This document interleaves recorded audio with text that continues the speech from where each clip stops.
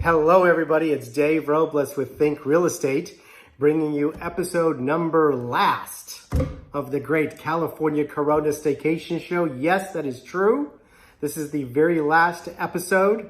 It's been fun, but we just got picked up by Netflix for a No, that's not true. Actually, the pandemic has been called off. Have you heard the news? So no, not quite either. But it is time, my friends, for us to look forward.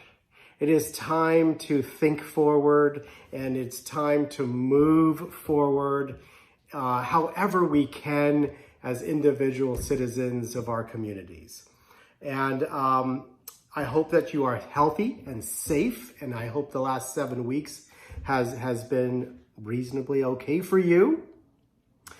Everyone has experienced this pandemic to different degrees, and there's been a lot of tragedy, and there's been a lot of hope and inspiration as we have gone through probably one of the most crazy times in our world's history.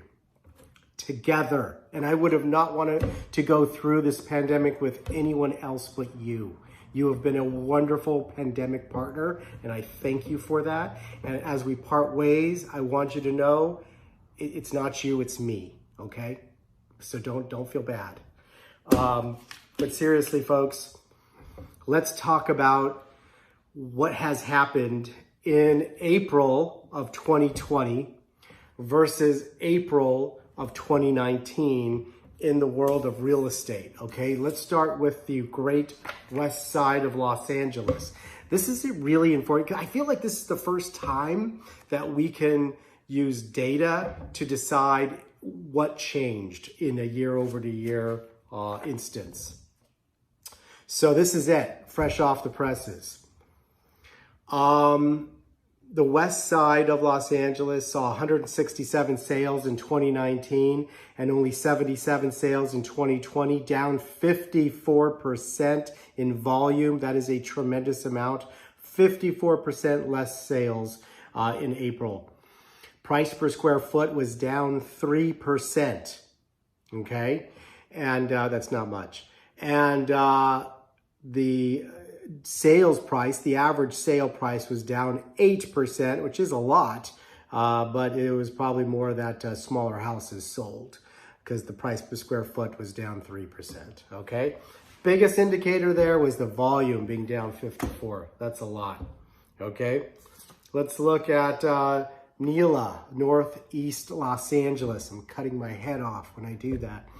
Okay, in Nila, in 2019, there were 121 sales.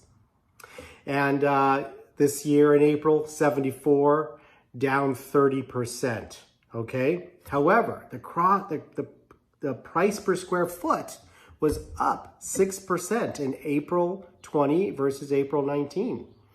And the average sale was unchanged at about $1,155,000. So what does that mean?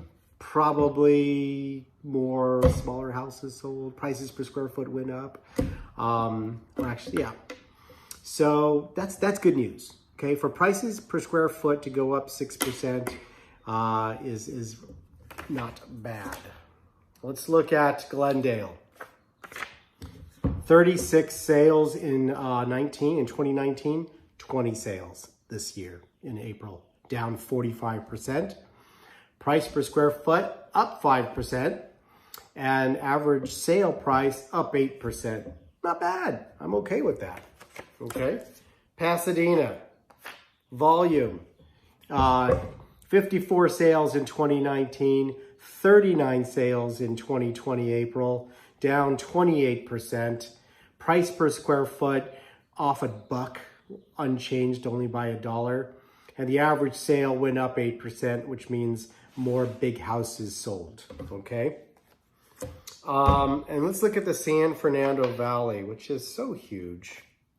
San Fernando Valley, 662 closings in 2019 April, down 50% with 330 closings in 2019 April. Price per square foot up 9%, and the average sale price down 10%. That's a big disparity, actually. For prices per square foot to go up 9 and sales to come down by 10% means a lot of smaller homes sold. Okay, so really smaller homes. That's interesting. Gavin Newsom, our governor, is moving us into phase 2. And what does that mean? Curbside pickup, the following businesses will be able to be open: clothing stores, bookstores, florists, and sporting goods stores. Those 4 things, and probably service providers similar to that will be open. And there you go. So we see movement. And while there is light at the end of the tunnel is long. Things will not be normal for a while. But that doesn't mean we can't move forward however we can. I wish nothing but the best for you. And I know that if you've made it this far, we can continue and get through this thing together. And I really want to thank you for joining me on the California Staycation show. I'm not going away. I'm just going to change things up a little bit and focus on the future. Okay? So that's my new motto. Focus on the future. Take care. Thank you. Bye-bye.